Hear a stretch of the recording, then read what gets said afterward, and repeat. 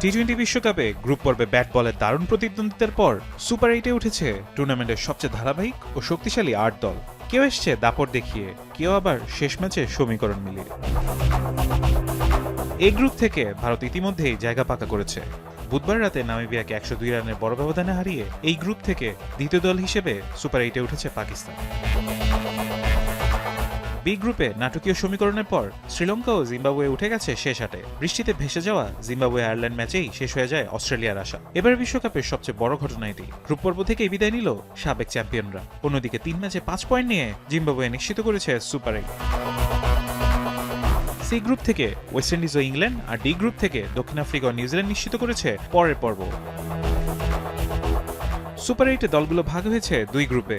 X গ্রুপে রয়েছে Bharat, West Indies, দক্ষিণ আফ্রিকা ও জিম্বাবুয়ে। ওয়াই গ্রুপে ইংল্যান্ড, নিউজিল্যান্ড, শ্রীলঙ্কা ও পাকিস্তান।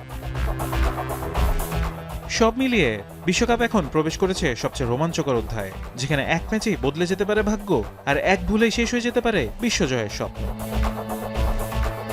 ফারহান ইহসান, এখন।